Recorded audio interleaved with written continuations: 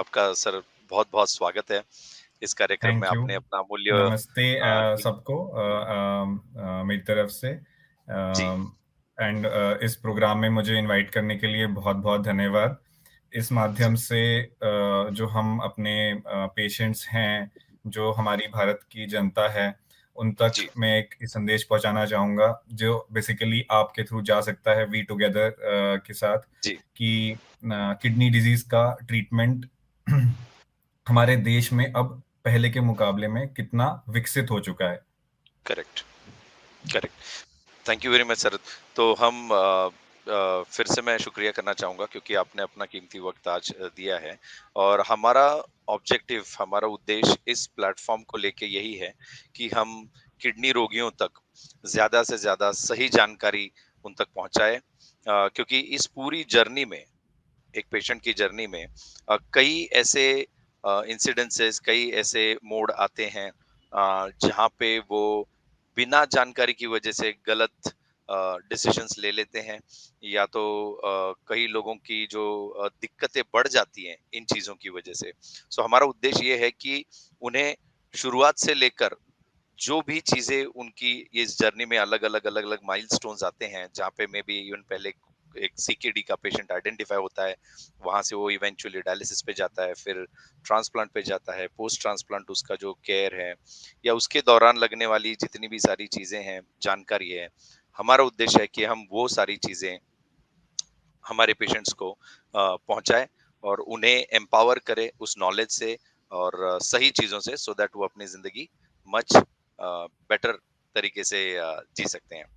तो सर मैं ज्यादा समय यहाँ पर लूंगा नहीं और शुरुआत में मैं चाहता हूँ कि आप हमारे जो दर्शक हैं, हमारे मेंबर्स हैं, उनको थोड़ा अपने बारे में थोड़ा जानकारी अगर दे देते हैं, जहाँ से आप थोड़ा उन्हें पता लगेगा कि आप किस तरीके से आपने इस क्षेत्र में आप आए हैं और किस प्रकार का काम है। उसके बाद कई सारी चीजें हम आगे लेंगे सर।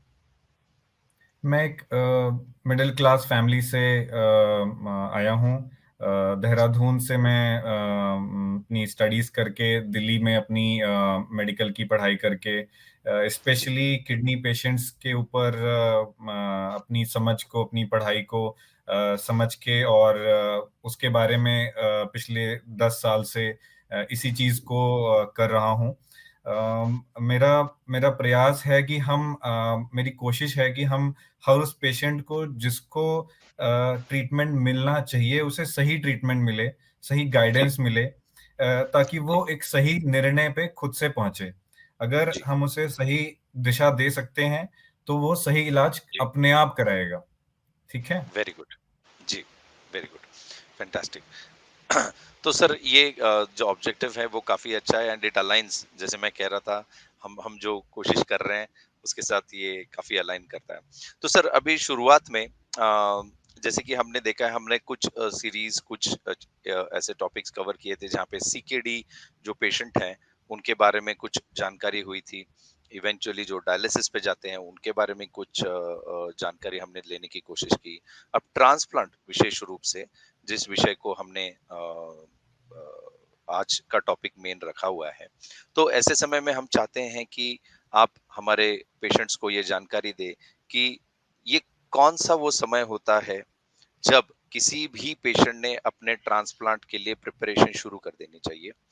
यानी कि अगर वो ट्रांसप्लांट करने का उसके मतलब, जहां तक हमने आज तक देखा है, doctors transplant as one of the best options करके आपको सजेस्ट करते हैं और ऐसे समय में कई सारी चीजें होती हैं। आपके फैमिली के ट्रांसप्लांट, हमने बीच में ऑर्गन डोनेशन डे के दिन काफी एक्टिविटीज की थी जहाँ पे हमें पता चला कि लोग कैसे कैडावर डोनर के बारे में जानकारी ले सकते हैं या रजिस्टर कर सकते हैं।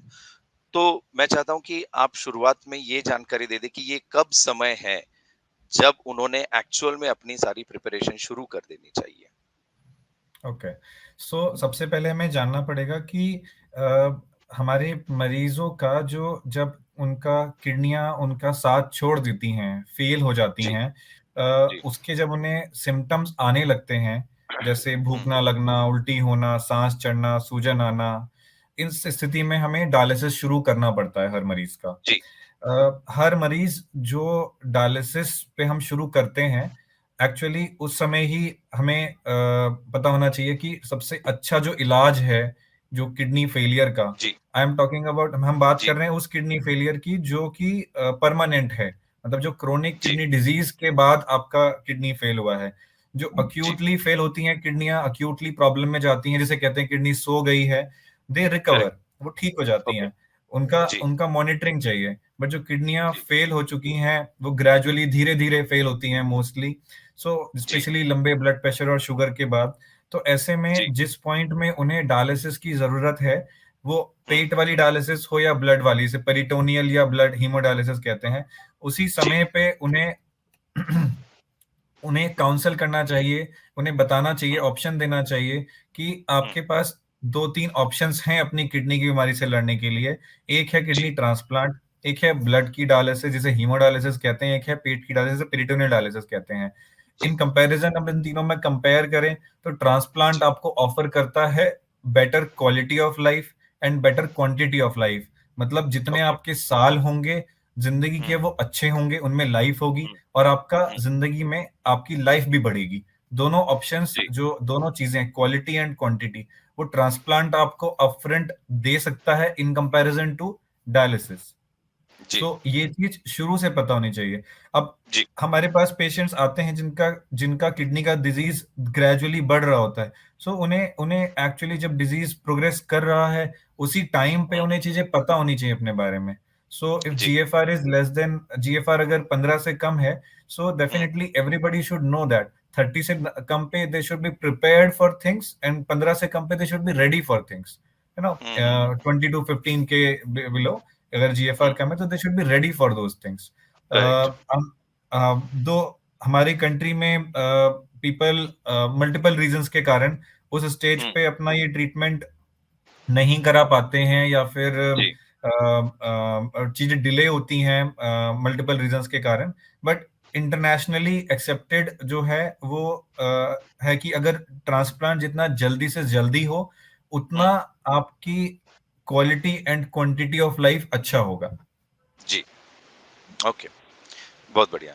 तो अ, जिस्ट ये है कि जब पेशेंट किसी एक स्टेज में है जहाँ पे आपने एक बहुत अच्छा इंडिकेटर दिया है कि अगर 30 से नीचे है जीएफआर उनका, तो उन्हें समवेयर प्रिपरेशन उसकी शुरू कर देनी चाहिए, और 15 से नीचे है तो दे शुड बी रेडी, यानी उन्होंने रेडी रहना चाहिए। अब ट्रांसप्लांट रिलेटेड सर कई सारे सवाल हमारे पास पे भी आज हैं जो पेशेंट्स ने हमें भेजे हैं, और मैं चाहता हूं कि हम उन सवालों के थ्रू इस पूरी जर्नी को समझने की कोशिश करें। बिल्कुल। सो इसके अंदर जैसे मुख्यतः से एक सवाल आता है कि आपको डायलिसिस का ऑप्शन है, आपको ट्रांसप्लांट का ऑप्शन है। डायलिसिस ये वो ब्रिज या मैं कहूंगा एक पिट स्टॉप है आपका, जहां पर आप रुक के उस चीज को कंटिन्यू कर सकते हैं, बट एक प्रोसेस है जिसमें आपको मे बी हफ्ते में 2 बार 3 बार डायलिसिस कराना पड़ता है, जिस तरीके की जरूरत होगी जो डॉक्टर रेकमेंड करेंगे उस हिसाब से। लेकिन उसमें एक पूरा आपको प्रोसेस है, आपको जाना है डायलिसिस कराना है, प्लानिंग करनी है और आना है। अभी लोगों का ये सवाल है कि ट्रांसप्लांट ये बेहतर ऑप्शन डायलिसिस से कैसे है, राइट? सो इसके बारे में आप क्या जानकारी तो देंगे? सबसे इम्पोर्टेंटली अब जो हमने अभी बात करी, हम लेट्स बी रियलिस्टिक, हम रियलिस्टिक बात करते हैं जी, कि हमें क्या मिलेगा कुछ करके जो कि किसी और से बेटर है। तो इन करेक्ट, किडनी फेलियर जो सबसे इम्पोर्टेंट चीज हम आज देख रहे हैं, वो जो हम जी, कोई एक पेशेंट अपने लिए देखता है वो देखता है कि मेरी आयु बढ़ जाए, और जो जी, आयु हो उसमें साल भी मेरी लाइफ बढ़ जाए। मतलब जी, यू जस्ट डोंट, आप केवल लाइफ मत जियो, आप अपनी जिंदगी को क्वालिटी ऑफ लाइफ, बढ़ाओ भी और वो अच्छे से जियो, है ना। करेक्ट, सो क्वालिटी भी हो उसमें और क्वांटिटी भी जी, हो।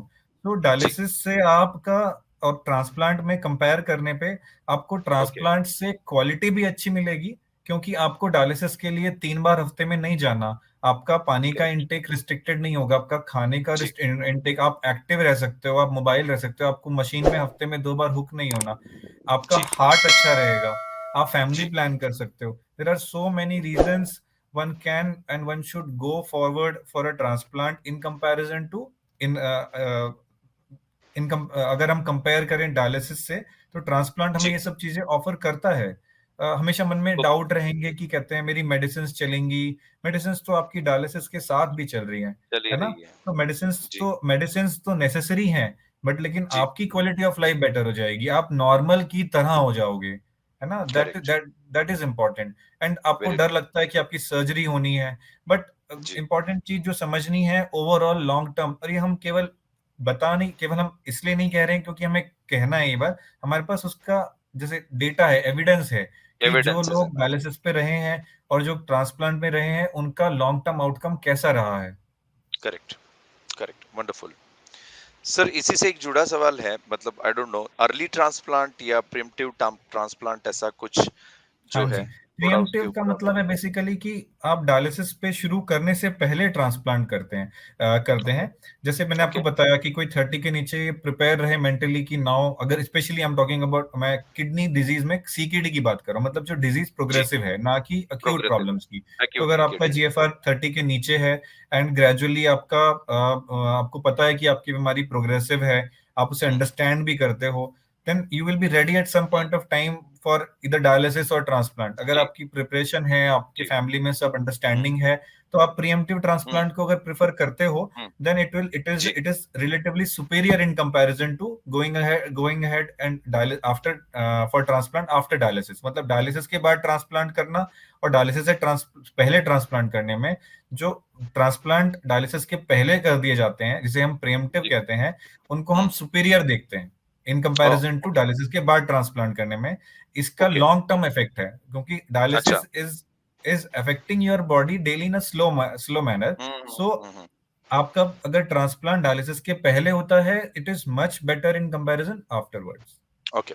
सो इसमें what is that time indicator, वो कौन-सा समय है जब पेशेंट को लगना चाहिए कि ओके, नाउ अभी डायलिसिस तो चालू हो सकता है, but before that still in a stable state और व्हाटएवर आप कह सकते हैं, बट ये वो समय है जब वो ट्रांसप्लांट ऑप्शन एक्सप्लोर कर सकते हैं।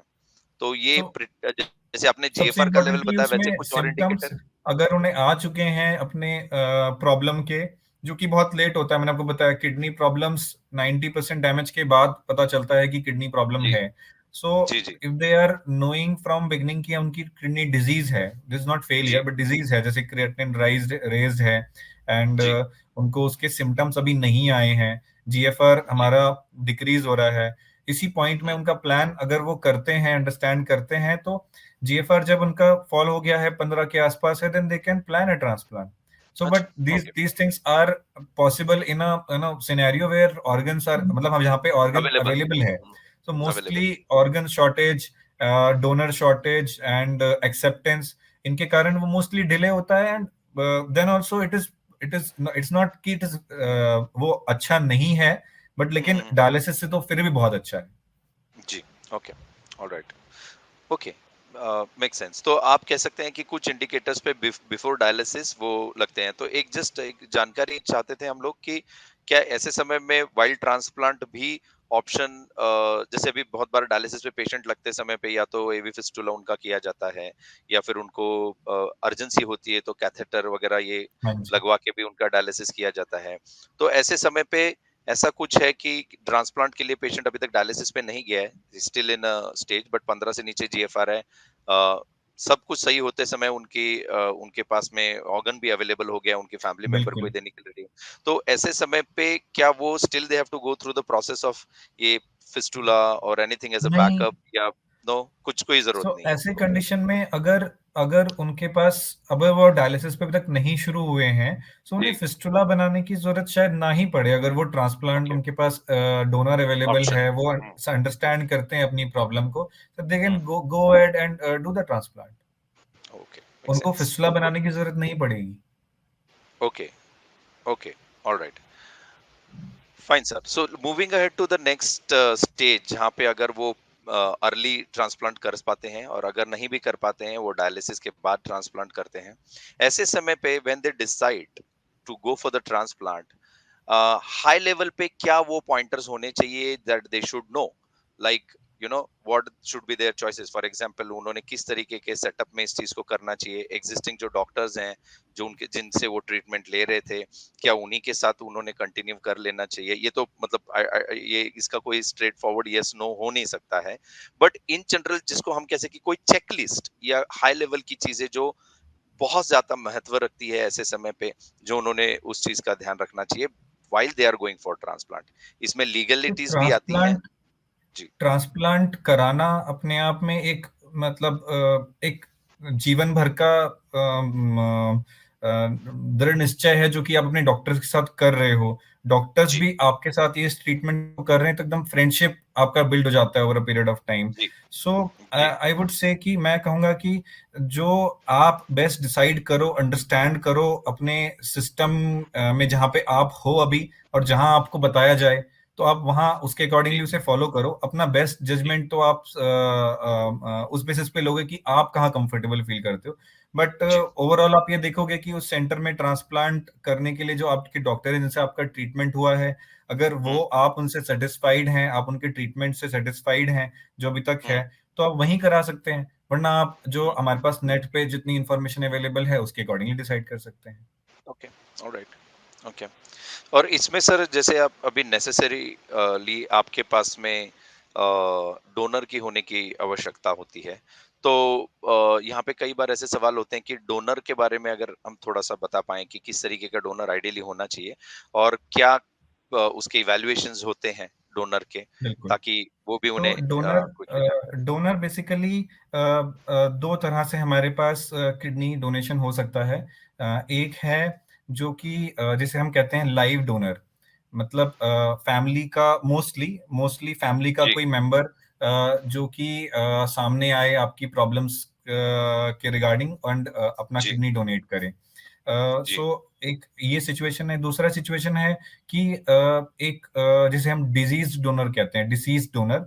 जी। डिसीज मतलब जो कि अपनी किसी बीमारी से, मोस्टली ट्रॉमा में, जी। एक्सीडेंट में अपनी जान खो बैठे हैं एंड जी। उनके ऑर्गन्स अभी फंक्शनल हैं।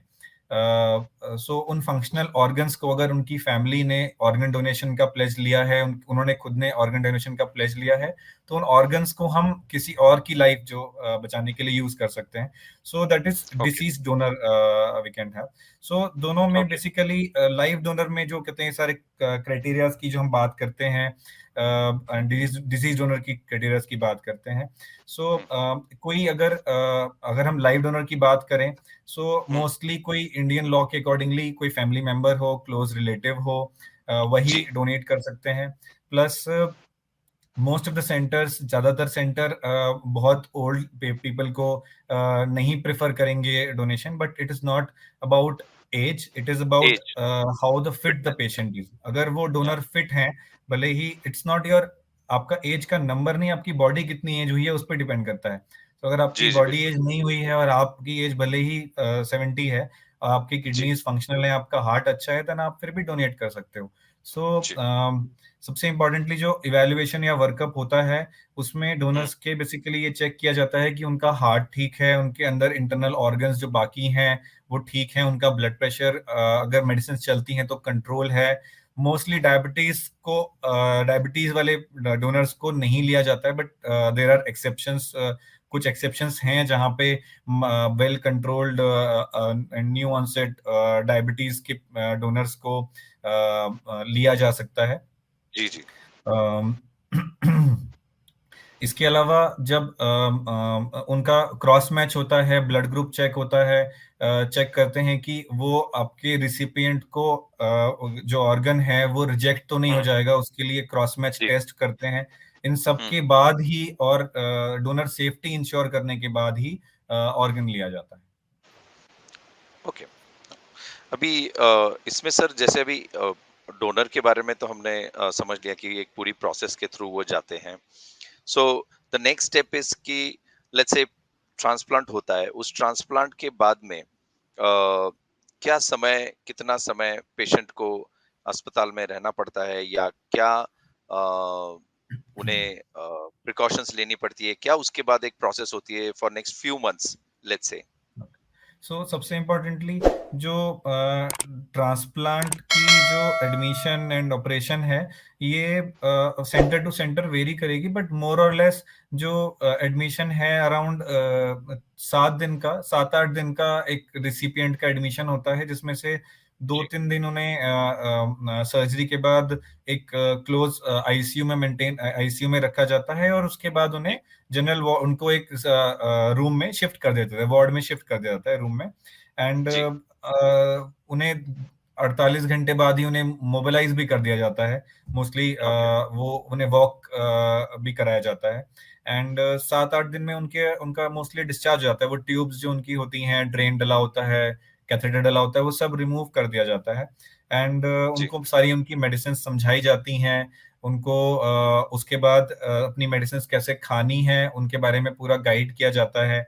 खाने के जी, बारे में गाइड किया जाता है सबसे इम्पोर्टेंटली, कि अब वो खाने का परहेज से ज्यादा खाने का सफाई पे ध्यान रखना जरूरी है, कि साफ ओके, सुथरा खाना खाएं, कोई भी ऐसा साफ साफ पानी पिएं, एंड जी, भीड़ से बचें। बेसिकली जी, अगले कुछ महीने सबसे इम्पोर्टेंटली जो रहेंगे वो ये रहेंगे कि हम इन्फेक्शन से अपने आप को बचा के रखें, जो कि आपके हाथ में है। और जी, अपनी जो किडनी है उसे रिजेक्ट होने से बचाने के लिए आप रेगुलर मेडिसिन खाएं, और रेगुलरली आपको हॉस्पिटल विजिट करने पड़ेंगे।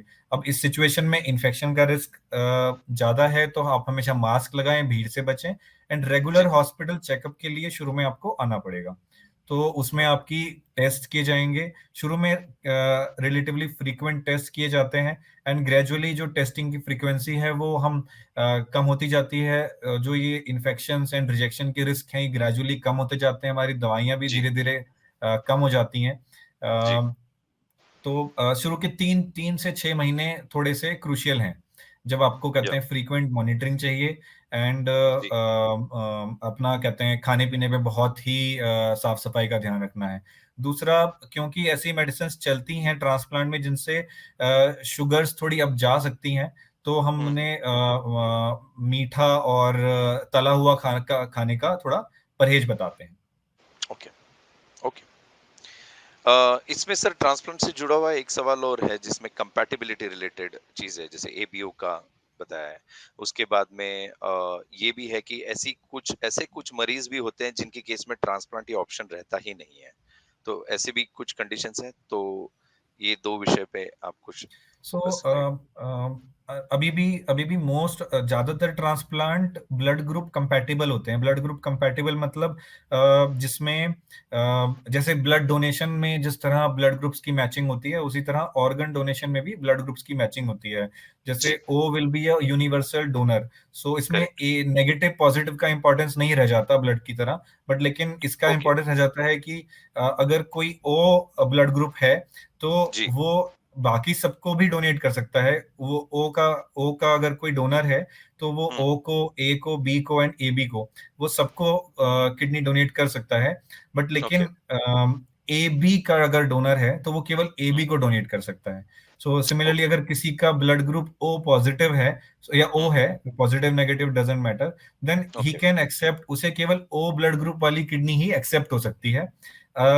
ए बी वाला अगर ब्लड ग्रुप है, तो उसे बाकी सब ब्लड ग्रुप की किडनी भी एक्सेप्ट हो सकती है। So most of the okay, transplant, ज्यादातर ट्रांसप्लांट इसी ब्लड ग्रुप को फॉलो करेंगे। बट जी, नाउ डेज हमारे पास थेरेपीज हैं जिसके हुँ, साथ में हम इनकम्पैटिबल ट्रांसप्लांट्स भी कर सकते हैं, एंड ओके, उनके results nearly as good as ABO compatible transplant हैं। ओह! थेरेपी की ओके, थोड़ी सी cost, obviously cost will increase, but correct, जब डोनर अवेलेबल नहीं है, जब जी, स्वैप ट्रांसप्लांट भी नहीं पॉसिबल है, अगर कोई, कि आपको मतलब ब्लड ग्रुप जी, स्वैप कर सकें, तो जी, डायलिसिस से बहुत अच्छा ऑप्शन अभी इनकम्पैटिबल, एबीओ इनकम्पैटिबल ट्रांसप्लांट है। Okay, okay, wonderful, wonderful. और certain condition sir if you can say कि जिनकी केस में transplant doesn't remain an option, ऐसा ओके, कुछ है? सो ऐसे पेशेंट्स जो कि अनफिट हैं बिकॉज ऑफ देयर कोमॉर्बिडिटीज, उनको ऐसी बीमारियां हैं जिसके कारण उनका किडनी का केवल ट्रांसप्लांट नहीं हो सकता। बेसिकली हुँ, अगर आपको किडनी फेलियर है, बट लेकिन हुँ, आपको कोई हार्ट की प्रॉब्लम बहुत ज्यादा है, हुँ, आपको लिवर की डिजीज बहुत एडवांस्ड है, तो उनका आइसोलेटेड किडनी ट्रांसप्लांट उतना बेनिफिशियल नहीं होगा. It will hmm, not give you that quality of life because your other, क्योंकि आपका एक दूसरा ऑर्गन भी अफेक्टेड है. जी, जी, अगर जी। वो एक्चुअली फेल्ड है, अगर केवल हुँ, डिजीज है तो वो कंसिडर कर सकते हैं कर सकते बेस्ड हैं। On your clinical condition. वो जी, then it becomes a one to one discussion. इसके अलावा राइट। कुछ ऐसी बहुत रेयर बीमारियां हैं जिसमें केवल किडनी का ट्रांसप्लांट कर देना भी जायज नहीं है. जैसे हुँ, बहुत रेयर बीमारी है जिसमें किडनी में स्टोन हो जाते हैं, एंड डिजीज को कहते हैं हाइपर ऑक्सीलूरिया. सो अगर किसी को ओके। हाइपर ऑक्सीलूरिया की बीमारी है और अगर उसका किडनी ट्रांसप्लांट किया जाए तो वो किडनी जो ट्रांसप्लांट होगी वो भी फेल हो जाएगी. तो हुँ, ऐसी बहुत, it's a very rare disease, बहुत बहुत रेयर बीमारी है. बट लेकिन उसमें आइडियली फिर combined liver kidney transplant advice करते हैं. Okay, So okay. otherwise, there are not much contraindication. There are few more diseases where one would avoid doing a isolated. केवल किडनी का ट्रांसप्लांट करना अवॉइड करेंगे and advice करेंगे may hmm, be combined liver kidney transplant. Hmm, कुछ ऐसी बीमारियां और हैं जिसमें ट्रांसप्लांट अवॉइड करेंगे. जैसे किसी को अगर कोई कैंसर का ट्रीटमेंट हुआ है तो हुँ, आपको कुछ साल के लिए ट्रांसप्लांट एडवाइस नहीं होगा. हुँ, हुँ, हुँ, अगर आपको कोई कुछ ऐसी बीमारियां हैं जैसे एसएलई या फिर हुँ, एंटी जीबीएम डिजीज, तो इनमें हुँ, आपको कुछ टाइम बाद कहा जाएगा कि अब एक बार को डिजीज को शांत हो जाने दीजिए, उसके बाद हुँ, आपका हुँ, ट्रांसप्लांट किया जाएगा. बट हुँ। As such overall absolute contraindication बहुत ही ना के बराबर है. Okay, that's a good thing to know. और जस्ट आपने एज के बारे में कुछ चीजें बताई थी, बट आपने ये भी कहा था कि एज से ज्यादा इम्पोर्टेंट है कि फिट है क्या, वेदर इट बिल्कुल. इज डोनर या whether it is recipient, I guess. तो ऐसे समय में even from the donor's perspective, क्या कोई एज लिमिट, मिनिमम या मैक्सिमम एज, ऐसा कुछ डिफाइन होता है? So most of the centres, वही सेंटर्स मोस्टली 65 या 70 ईयर्स के बियॉन्ड डोनर्स को एक्सेप्ट नहीं करते हैं. नहीं करते। But again there are exceptions.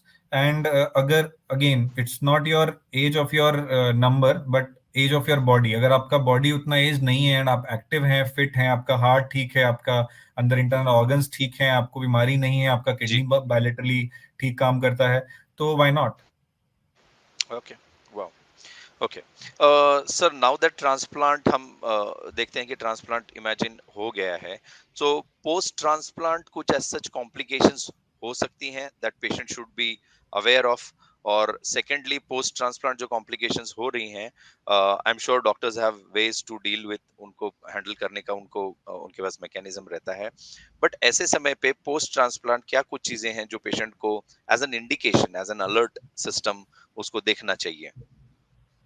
देखिए, जो हमने मॉनिटरिंग की बात की कि पेशेंट को अगले 3-6 महीने बहुत क्लोज मॉनिटरिंग करते हैं हम. जी, शुरू में इवन हफ्ते में 2 बार देखते हैं. तो हम जी, बेसिकली उन कॉम्प्लिकेशंस को प्रिवेंट करने के लिए एंड अर्ली डिटेक्ट करने के लिए ही शुरू में इतना क्लोज मॉनिटरिंग करते हैं. ग्रेजुअली वो जी, कॉम्प्लिकेशन के जो रिस्क हैं वो डिक्रीज होते जाते हैं एंड वी जी। Need not monitor them as closely. तो सबसे ओके, इंपॉर्टेंटली एक पेशेंट के लिए जो रिस्क रहता है वो रहता है रिस्क ऑफ रिजेक्शन. जी, कि ये जो हमारी बॉडी है, उसकी जो इम्यूनिटी है, जो हमारी बॉडी जो इम्यूनिटी है, जो कि नॉर्मली बैक्टीरिया, फंगस, वायरस, इन हुँ, सबको आराम से हैंडल करके इन्हें मार देती है. वो कुछ भी बेसिकली फॉरेन हमारी करेक्ट, बॉडी में एंटर करता है और उसे वो नहीं पसंद तो उसे मार देती है. तो उसी तरह हुँ, जो हमारे पास जो ऑर्गन आता है हमारे हुँ, पास, अ, हुँ, उसको भी वो उसी तरह से फॉरेन ट्रीट करती है कि ये अननोन है and I need hmm, to destroy this. So उसी हुँ, को हम कहते हैं कि उसको रिजेक्शन हो सकता है. उसको ओके, रिजेक्शन से प्रिवेंट करने के लिए हमें एक रेगुलरली मेडिसिन लेनी है. वो मेडिसिन हुँ, अगर हम रेगुलरली लेते हैं जी, और डोज स्किप नहीं करते हैं, सो हुँ, मोस्टली जो हमारा इम्यून सिस्टम है वो उस लेवल पे रहता है कि वो हमारी किडनीज को अफेक्ट नहीं करेगा जो हमारी किडनी ओके, ट्रांसप्लांट हुई है. सो बेसिकली जी, we have to monitor for rejection. And hmm, दूसरा जो सबसे इंपॉर्टेंट साइड इफेक्ट रहता है जो है वो है इन्फेक्शन. अब इन्फेक्शन हुँ, हो सकते हैं आपके common infection and uncommon infection, क्योंकि इम्यूनिटी जी, कम है तो अनकॉमन इन्फेक्शन भी. सो उन सब हुँ, के लिए हमारे पास मॉनिटरिंग है कि हम उन्हें अनकॉमन इन्फेक्शन को ढूंढें और उनको प्रिवेंट करने के लिए प्रोफाइलैक्सिस दें। इसके अलावा जो सबसे इम्पोर्टेंट चीज हमने बताई है कि हम साफ सुथरा खाना खाएं, साफ सुथरा पानी जी। पिएं एंड भीड़ हुँ, से बचें, वो इसीलिए है हुँ, ताकि हम अनकॉमन इन्फेक्शंस को कैच ना कर लें। Gradually over a period of time 3 से 6 महीने के बाद ये इन्फेक्शंस हुँ, के रिस्क मोस्टली कम हो जाते हैं एंड हुँ। आपकी मेडिसिन भी क्योंकि डोज कम होती है, सो इन्फेक्शन के रिस्क धीरे धीरे कम चांसेस होते जाते हैं। चांसेस कम हो जाते हैं। ओके। और जो साइन्स और सिम्पटम्स आप बता रहे हैं कि जहाँ पे अलर्ट एक किया जा सकता है, वो सिमिलर टू एनी अदर जो हो सो सकते हैं मतलब। इन्फेक्शन, जैसे रिजेक्शन का sign, so most of the time it will not have any sign. So again, अच्छा, जैसे हमें किडनी की प्रॉब्लम का पहले पता दे तब चलता है जब 90% डैमेज हो चुका होता किडनी। है, उसी तरह rejection will not come with sign of most of the times, but some हुँ, time there will be signs, जैसे फीवर हो सकता है, आपको जाड़ा हुँ, लग सकता है, आपको जहाँ पे किडनी ट्रांसप्लांट हुई है उस जगह पे दर्द या सूजन महसूस हो सकती है। हुँ, इसके अलावा आपको अगर और एडवांस प्रॉब्लम हो तो आपको पेशाब आना कम हो सकता है। So hmm, hmm, hmm, hmm. These will be the signs from which can, जो आ सकते हैं रिजेक्शन के कारण। और ये रिजेक्शन के साइन आपके बिल्कुल इन्फेक्शन जैसे दिखते हैं, बुखार आना, ना जाड़ा लगना। आप कॉमन डिफरेंशिएट जरूरी नहीं है कि कर सकें, और mostly they will not have any signs. Hmm, कोई कोई लक्षण नहीं आएंगे कि आपको पता चलेगा कि आपको रिजेक्शन हो रहा है, जबकि कि वो एडवांस नहीं हो जाएगा। तो अर्ली हुँ, पिक करने के जो डॉक्टर्स के पास तरीके हैं, उसमें सबसे इम्पोर्टेंटली जो है वो है हमारा कि अभी जीएफआर कितना है, क्रिएटिनिन का वैल्यू कितना है, राइज तो नहीं ओके, किया, जो कि ओके। क्लिनिकली आप फॉलो कर सकते हो। इसके अलावा अगर हम हुँ, वेस्ट की बात करें तो वहाँ पे इवन हम क्रिएटिनिन बढ़ने से पहले प्रोटोकॉल बायोप्सी, मतलब किडनी का एक सैंपल लेके अच्छा। चेक कर ले प्रोटोकॉल कि इतने टाइम में कहीं रिजेक्शन तो नहीं है। तो because that is like gold standard, जिसने आपको बता देना है कि रिजेक्शन है या नहीं है। बट हमारे सिनेरियो में मोस्टली वो फॉलो नहीं है, और आजकल रिकमेंडेशंस भी हैं कि इतना कोई बहुत फॉलो करने की जरूरत नहीं है। बट ओके, क्रिएटिनिन के को लेकर बहुत जरूरी इंडिकेटर। है कि हम जरा सी भी क्रिएटिनिन अगर फ्लक्चुएट करता है तो हम अपने डॉक्टर से हुँ, पूछें, एक बार मिलें, समझें उससे कि क्या रीजन है। जरूरी नहीं है हमेशा उसका कारण रिजेक्शन हो, बट लेकिन हुँ। उसको आपको डिस्कस करना है अपने डॉक्टर से। कुछ जी, जी। नए टेस्ट आए हैं जैसे सेल फ्री डीएनए, जो कि अच्छा। आपको हेल्प कर सकते हैं बिना बायोप्सी के, बिना क्रिएटिनिन बढ़े, कि रिजेक्शन है या नहीं, डाउट एटलीस्ट बता सकते हैं। एटलीस्ट अगर नेगेटिव है तो पता है कि रिजेक्शन नहीं है। बट वो टेस्ट एक तो कॉस्टली हैं अभी, प्लस फाइनली उसमें अगर पॉजिटिव आता है तो आपको करना ट्रीटमेंट बायोप्सी के थ्रू ही है। सो हुँ, अभी यूनिवर्सली सबसे इंपॉर्टेंट चीज फिर भी दो ही चीजें रहेंगी जो रिजेक्शन के लिए हैं, कि क्रिएटिनिन आपका हुँ, कितना बढ़ा और हुँ। आपकी बायोप्सी में क्या है। जी। सर मेडिकल साइंस जिस तरीके से अभी पिछले 1 दशक में आप कहें या जितना जो फास्ट ग्रोथ देखा है, तो नेफ्रोलॉजी स्पेसिफिक यानी किडनी के संबंध में जैसे ये आपने एक चीज़ बहुत महत्वपूर्ण बताई जिस केस में जो वेस्ट में कोई प्रोटोकॉल है और अभी कोई एक नया टेस्ट आया है जिससे मे बी ये चीज़ को अवॉइड करके बायोप्सी को अवॉइड करके भी इसको देखा जा सकता है।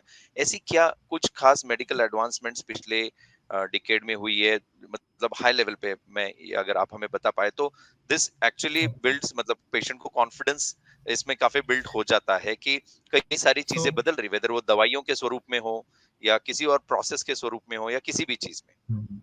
सो अब जो हमारे पास सबसे इम्पोर्टेंटली हम बात करें क्रॉस मैच की, तो जब हुँ, हमारा एक डोनर को और हम एक रिसिपिएंट को ये चेक करते हैं कि ये किडनी रिजेक्ट तो नहीं कर देंगे, तो जी। रिजेक्शन का मोस्ट कॉमन जो रीजन होता है, देर आर मतलब हुँ, दो काइंड के रिजेक्शन होते हैं। एक होता है कि एक एंटीबॉडी बन गई आपकी बॉडी में जो कि हुँ, रिजेक्ट कर रही है आपकी किडनी को, एंड दूसरे हैं कि हुँ, सेल्स रिजेक्ट कर रहे हैं। तो जो एंटीबॉडी वाला रिजेक्शन है, एंटीबॉडी मेडिएटेड रिजेक्शन, ये आपकी हुँ, बॉडी में प्री फॉर्म्ड एंटीबॉडीज हो सकती हैं। ये जी। प्री फॉर्म्ड एंटीबॉडीज जो होती हैं, ये आपको पुराना कोई ट्रांसप्लांट हुआ है, ब्लड हुँ, ट्रांसफ्यूजन्स हुए हैं, या हुँ, फिर बहुत प्रेगनेंसीज पहले अगर आपके हैं और आपका हस्बैंड आपको डोनेट कर रहे हैं, तो इस सिनेरियो में आपकी बॉडी में एंटीबॉडीज हो सकती हैं। पहले उन एंटीबॉडीज के जो टेस्ट थे वो इतने एडवांस नहीं थे। अब हमारे पास हुँ, अगेन इट हर हर किसी चीज का कॉस्ट ऐड होता है, बट देन यू कैन हाँ, of detect course, your the risk of rejection rejection. within next no acute rejection just hmm, post transplant कि ट्रांसप्लांट के तुरंत बाद रिजेक्शन का रिस्क कितना है, बहुत जी, कम है, मीडियम है, ज्यादा है, और हमें कितना उसके अकॉर्डिंगली हमारी जो दवाइयों को बढ़ाना है उसको हुँ, हम डिसाइड कर सकते हैं इन टेस्ट के बेसिस पे। इन्हें कहते हैं, जैसे for example single bead antigen जो हम डिटेक्ट करते हैं हुँ, फॉर जिसे हम डोनर स्पेसिफिक एंटीबॉडी ढूंढ सकते हैं।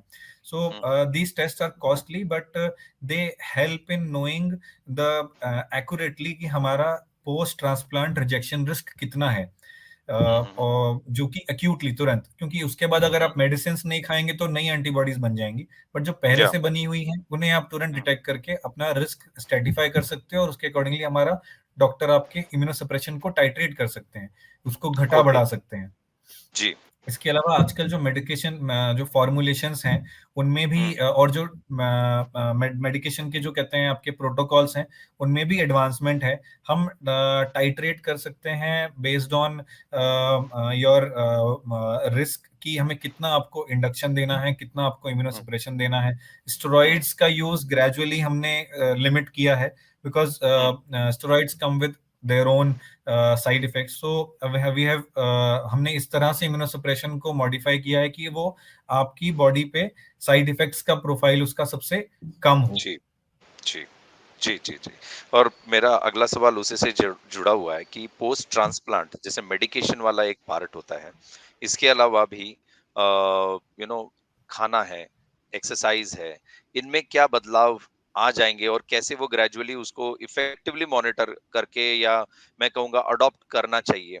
और क्या इसके लिए सो कुछ सलाह डॉक्टर्स की तरफ से मिलती है? exercise के regarding, so there is nothing which stops you from doing exercise, running. आप गेम खेलना चाहते हैं वो सारे गेम खेल सकते हैं, आउटडोर एक्टिविटीज कर सकते हैं। कोई ऐसा रिस्ट्रिक्शन नहीं है ट्रांसप्लांट के बाद कि आप ये सब नहीं कर सकते। नहीं कर सकते। खाने पीने के रिगार्डिंग हमने बात ही करी थी कि साफ सुथरा खाना। दूसरी इंपॉर्टेंट चीज है बस कि हम, क्योंकि जो मेडिसिन हैं उनके कारण थोड़ा शुगर्स का रिस्क रहता है, तो हम मीठा एंड तला हुआ खाना अवॉइड करने के लिए कहते हैं। अगर हम उनको तो अवॉइड दे करते हैं तो मोस्टली हम हुँ, इन कॉम्प्लिकेशंस को, जो कि अवॉइड ट्रांसप्लांट कर के बाद शुगर हो जाना, उनको अवॉइड कर सकते हैं।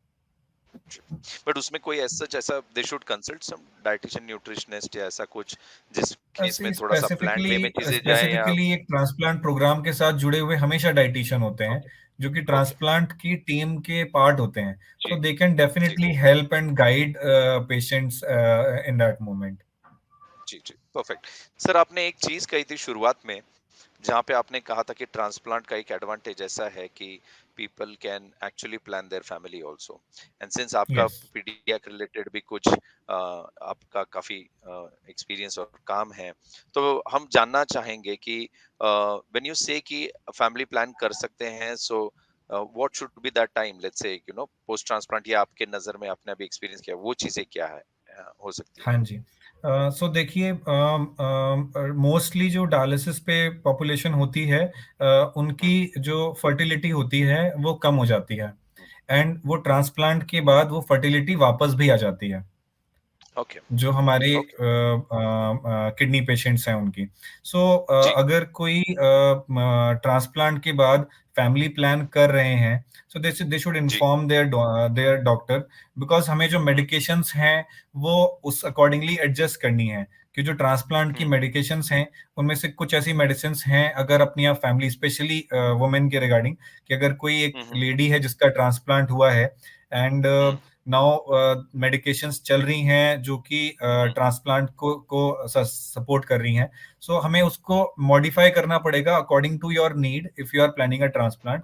But if you are planning hmm a family baby plan कर रहे हैं, hmm but it is avoided in the at least एक साल तो आप इसको अवॉइड करें, ट्रांसप्लांट के हाँ एक साल आप अभी अपनी फैमिली को प्लान ना करें। जी एंड अगर आपको सब रिजेक्शन एपिसोड हुआ है तो भी आप इसको अभी अवॉइड करें। जी ओके। अ, सर कुछ चीज़ें पीडियाट्रिक रिलेटेड जानना चाहेंगे, अगर आप हमें हाँ, थोड़ा-सा गाइड कर पाएँ तो, कि बहुत केसेज़ में बच्चों के केस में ऐसा आइडेंटिफिकेशन होता है या कुछ डिसीज़ेज़ होती हैं बहुत अर्ली एज में उनका किडनी फंक्शन जो है वो कम हो जाता है। अ, अधिकतम हम देखते हैं कि बच्चों के केस में जैसे even in case of adults आपने कहा 90% जब तक किडनी डैमेज हो नहीं जाती है तब तक कोई साइन सिम्पटम्स ऐसे एविडेंट नहीं रहती हैं चीजें जिससे लोग उसको देख सकें। आई एम श्योर किड्स की केस में ये शायद और भी कॉम्प्लिकेटेड होता होगा। सो इन जनरल एक रूल ऑफ थंब क्या हो सकता है जो पेरेंट्स के लिए जो उन्हें पता होना चाहिए कि दे should be also looking after this possibility in their child, preventive so side से सबसे इम्पोर्टेंटली primarily। सबसे इम्पोर्टेंटली हम बीमारियों को पकड़ने के लिए स्क्रीनिंग बहुत ज़रूरी है। सो जी। Screening starts from antenatal period. Antenatal मतलब अभी या जब बच्चा गर्भ में है जी। तभी से उसका एक स्कैन हो, जो कि मोस्टली आजकल लेवल 2 किया स्कैन हर जाता है। जगह होता ही है। सो जी। 18 हफ्ते के आसपास वाले स्कैन में मोस्टली दिख जाता है कि किडनीज कैसी हैं, उसमें सूजन तो नहीं है, जी। हाइड्रोनेफ्रोसिस तो नहीं है। काफी जी। बार वो बर्थ के बाद सेल्फ इम्प्रूवमेंट वाली हाइड्रोनेफ्रोसिस होती है, बट बहुत बार वो बीमारी का लक्षण होती है। So okay. वहां से अगर हम बीमारी का डिटेक्शन शुरू करें तो hmm. Early detection of problem problem का हम्म। जल्दी डिटेक्शन होगा, जी। और सही टाइम पे इलाज होगा। जी अ, बिल्कुल। और इवन किडनी फेलियर को हम इवन डिले कर सकते हैं ऐसे केस में।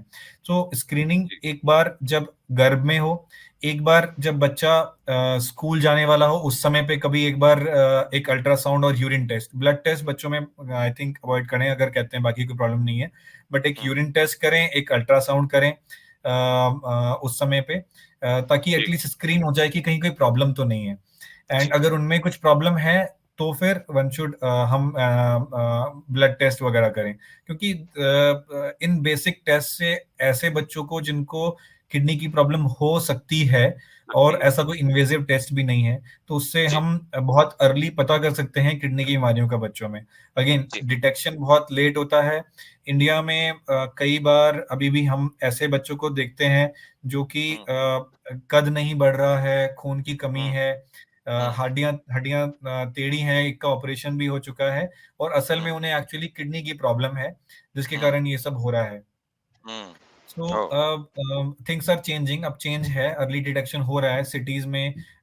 बच्चों का बीमारी जल्दी पकड़ में आता है, एंड हम्म। उनका ट्रीटमेंट टाइम पे होके, इवन फैमिली प्लान भी होता है कि अगर कहते हैं ये डिजीज प्रोग्रेस करेगी तो हम ट्रांसप्लांट कंसिडर करेंगे, एंड डिजीज अगर कहते हैं डिले कैसे करना है। सो वो चीजें हम्म। डिस्कस होती हैं फैमिली से, एंड जी। अच्छे आउटकम हैं बच्चों में। They have probably relatively better outcome than adults okay. If managed properly. Okay. Okay. So transplant obviously like adults is इनमें भी सिमिलरली ऑप्शंस ऑप्शन एक अवेलेबल है, बिल्कुल, द राइट? फर्स्ट ऑप्शन, बल्कि बच्चों में transplant will be a superior, much much superior option in comparison to dialysis, या because उनको आगे अगर पढ़ना है, उनके ब्रेन को डेवलप होना है, जी। उन सब चीजों के लिए जो ट्रांसप्लांट ऑफर कर सकता है, ग्रोथ होनी है, हाइट ग्रोथ होनी है, अपना जी फुल बिल्कुल। पोटेंशियल ग्रो करना है, जो ट्रांसप्लांट ऑफर कर सकता है वो डायलिसिस ऑफर नहीं कर सकता। नहीं कर सकता है। Correct. Alright. Sir now that most of the चीजें हैं, मैं कुछ ऐसे भी सवाल हमारे पास में हैं जैसे लोगों को ट्रांसप्लांट रिलेटेड कि जहाँ पे उनके कुछ एग्जिस्टिंग कंडीशंस लाइक बीपी या शुगर है। अभी मुख्यतः मोस्ट ऑफ द पेशेंट्स में या अधिकतम पेशेंट्स में मुझे लगता है आपने ये पेशेंट्स के साथ में जो सीकेडी पेशेंट्स हैं स्पेशली उनमें ये बीपी का और शुगर का प्रॉब्लम तो होता ही है। सो इज हाँ देयर जी। एनीथिंग कि ट्रांसप्लांट रिलेटेड में उनको बीपी और शुगर अगर पेशेंट को प्री एग्जिस्टिंग है तो कोई दिक्कत होने के चांसेस हैं या फिर कोई उसे मैनेज करने, क्योंकि ये बहुत बारी थॉट और सवाल उनके दिमाग में हो रहा होता है पेशेंट्स के इन जनरली। ओके, सो किडनी पेशेंट्स को ब्लड प्रेशर तो आम तौर पे होगा ही, उनका ब्लड जी। प्रेशर बल्कि डिफिकल्ट टू कंट्रोल होगा, और वो कई सारी बीपी की मेडिकेशंस पे होंगे। ट्रांसप्लांट के बाद भी मोस्ट लाइकली ब्लड प्रेशर की मेडिसिन कुछ ना कुछ उनकी जी। चल ही रही होंगी। दवाइयां शायद बदल जी। जाएं, बट लेकिन ब्लड प्रेशर की जी। मेडिसिन की जरूरत उन्हें पड़ ही रही होगी। जी, जहाँ तक डायबिटीज का सवाल है, सो डायबिटीज एंड हाइपरटेंशन दोनों में ही, अगर हमारे बाकी ऑर्गन्स ठीक हैं, liver, hmm, heart, otherwise patient active है, so diabetes and hypertension will not, उनका ट्रांसप्लांट कॉन्ट्राइंडिकेटेड नहीं हो जाएगा। सो नहीं हो बहुत सारे जाएगा। डायबिटिक पेशेंट्स, बहुत सारे hypertensive patients, they will get transplant and they will have a better outcome. So diabetes के रिगार्डिंग हमेशा ये रहता है कि उसके बाद उनकी शुगर्स थोड़ी डिफिकल्ट टू कंट्रोल इनिशियली हो सकती हैं। अगर वो इंसुलिन पे नहीं भी थे, नहीं, तो उनको इंसुलिन की जरूरत पड़ सकती है जी, रिलेटिवली कुछ टाइम के लिए स्पेशली। सो बट अदरवाइज ऐसा नहीं है कि कहते हैं डायबिटिक के पेशेंट का ट्रांसप्लांट मुश्किल है। हाँ, मॉनिटरिंग करना पड़ेगा सबसे इम्पोर्टेंटली शुगर का and other organs, specially heart का इवेल्युएशन, जो कि वैसे भी रेगुलर बेसिस पे भी होना है, but it will be hmm, stressed and emphasised. Okay. Sir, any other, I mean, coming to like family members of, a patient, तो उनकी केस में जैसे अभी हमने बच्चों की बात की थी, बट ऐसा कुछ है जिनमें हेरिडिटरी इस चीज को पाया जाता है और उन्हें उस चीज का ख्याल रखना चाहिए, क्योंकि हाँ फैमिली में जी। किसी एक मेंबर को है, जैसे डायबिटीज, ब्लड प्रेशर, ये बहुत बहुत बारी ऐसा होता है कि नेक्स्ट जनरेशन में हेरिडिटरी ये चीजें पाई जाती है, बट अगेन किडनी डिसीज का क्या यहाँ पर कनेक्शन रहता है, और ऐसे समय में क्या उन्होंने ध्यान रखना चाहिए उस चीज को लेके? सो डायबिटीज एंड हाइपरटेंशन जो भले ही फैमिलीज में रन करते हैं, but they they are not directly, हमने जेनेटिक सिंगल डिजीज नहीं कह सकते, जेनेटिक। सिंगल जेनेटिक डिजीज नहीं कह सकते, but they okay. Are polygenic. Okay. But ऐसी बहुत सारी किडनी की बीमारियां हैं स्पेशली बच्चों में, जिसका जिसका कारण जेनेटिक डिजीज होता है, जो कि बेसिकली फैमिलीज में हो सकती है एंड हम्म। स्क्रीन करके ही पता चलेगा। जैसे स्टोन की कोई डिजीजेज हैं, जैसे मैंने आपको हम्म। बताया हाइपरऑक्सीलूरिया एंड हम्म। सिमिलर, और बहुत सारी डिजीजेज हैं जो कि फैमिली में हो सकती हैं and one has to screen them. Hmm. Polycystic kidney disease, so ये सब हम्म। चीजें स्क्रीन करके ही हमें पता चलेगा। एक बार हमें हम्म। पता है कि किसी पेशेंट को है, तो हम उनकी फैमिली को बेटर काउंसिल कर सकते हैं। Hmm. Alright, wonderful. So sir, most of the questions जो आज हमारे पास ट्रांसप्लांट रिलेटेड आए हैं, जो हम जानना चाहते थे, उनका आपने बहुत अच्छी तरीके से हमें उस विषय में जानकारी दी है। अ, अभी आप एज सच कुछ हाई लेवल गाइडलाइंस कुछ देना चाहेंगे हमारे पेशेंट्स को, जो बिकॉज आज जो लोग हमसे जुड़े हुए हैं वो अलग अलग स्टेजेस में हैं इस जर्नी के अंदर। कुछ उनमें ऐसे भी हैं जो स्टेज 1 स्टेज 2 में हैं, और कई ऐसे हैं जो डायलिसिस में हैं, कई ऐसे हैं जो ट्रांसप्लांट हो चुके हैं या उस फेज में है, लेकिन कुछ लोगों के ट्रांसप्लांट होके कई साल हो चुके हैं। डायलिसिस पे भी हम्म। हमने देखा है कि कई लोग कई कई साल भी हैं जो उनका डायलिसिस चल रहा है। अ, तो इन अ नटशेल, बिकॉज यहाँ पर उनका मोरल, यहाँ पे उनका इमोशनल जो स्टेटस है वो हमेशा कंटिन्यूअसली हाई मोरल रहेगा, ऐसा होता नहीं है। तो हाँ व्हाट वुड जी। You like to give some guidance, कि जिससे हमारे जो मेंबर्स हैं, जो पेशेंट्स हैं, वो उस चीज को फॉलो कर सकें और बेहतर जिंदगी की तरफ देख सकें? बेहतर जिंदगी के लिए सबसे इम्पोर्टेंट है कि आप अपनी लाइफ में आपकी क्वालिटी लाइफ हो। तो क्वालिटी लाइफ में अगर आपका एक्टिविटी अच्छी है, आप डेली अपना काम कर सकते हैं, जॉब करते हैं तो जी। जॉब पे जा सकते हैं, आप डायलिसिस के साथ जाना चाहते हैं डायलिसिस के साथ जा सकते हैं। अगर आप अपना daily day to day routine जो है, अगर वो अच्छे से कर पा रहे हैं, सो जी। ये अपने आप में बहुत अच्छी बात है। अगर जी। आपको आपके काम करने में, आपके अपने परिवार में, अगर आपको लाइफ जो नॉर्मल लाइफ जैसे जीते हैं, नॉर्मल हम्म। सुबह उठना, अखबार पढ़ना, घूमने जाना, है ना, ये सब आप नॉर्मल खाना खाना, अगर ये सब आप कर पा रहे हैं, so this is what is basically quality of life, कि आप अपना या। परिवार को समय दे सकते हैं। अगर आप ये सब जी। अच्छी तरह से निभा पा रहे हैं अपनी हेल्थ के साथ, तो जी। This is quality of life. तो इसको पाने के लिए आप अगर अच्छी डायलिसिस कर रहे हैं या अच्छा जी। ट्रांसप्लांट के बाद आप अपनी लाइफ अच्छी जी रहे हैं, so nothing is better than that. Yeah, absolutely. Very true. And चलते-चलते आप फैमिलीज़ को कुछ एक एडवाइस करना चाहेंगे how they should be supporting their people? I understand this because आप रोज़ हमारे यहाँ देखते हैं पे पेशेंट्स को। सोशल सपोर्ट मोस्टली बहुत अच्छा होता है। जॉइंट जी, फैमिलीज हो तो और अच्छा सपोर्ट होता है, बट जी। मिसकंसेप्शंस बहुत हैं। ओके। सोशल सपोर्ट की कमी नहीं है, बट हुँ, करेक्ट नॉलेज की कमी है। So exactly. हमेशा सही डिसीजन लेने में फैमिली अगर हेल्प करे, that will be wonderful. Social support हमेशा होता है, बट वो सोशल सपोर्ट उस डायरेक्शन में नहीं होता जिस डायरेक्शन में वो सही डिसीजन ले पाए। तो उसमें ले हेल्प पाएँ। करें कि इन्फॉर्म्ड डिसीजन लें, समझें प्रॉब्लम को, अब अपने जो पेशेंट है उनकी प्रॉब्लम को समझें, तो आप उनको हुँ, अच्छा हेल्प कर पाएंगे in comparison to just giving a help without understanding the problem. हुँ। Alright. Sir thank you very much, आपने काफ़ी समय आज हमें दिया है और थैंक यू कई सो सारी मच फॉर चीज़ें। Inviting me here, it was wonderful. Sir we were very very happy because आपने इतनी सरलता से और बहुत ही सिंपल शब्दों में इतनी महत्वपूर्ण जानकारी सारे हमारे दर्शकों को दी है, मेंबर्स को दी है। मैं आई एम वेरी श्योर कि ये पूरी जानकारी जो है उन्हें काफ़ी मदद करेगी और आने वाले उनके जीवन में इस चीज़ का जो वैल्यू उनको है वो डेफ़िनेटली उनको मिलेगा। सो बहुत-बहुत थैंक यू। शुक्रिया सर, आप यहाँ पर आए और हमें मार्गदर्शन किया। Thank you very much thank sir and we wish you all the very best. Same to you. Thank you sir. Thank you very much.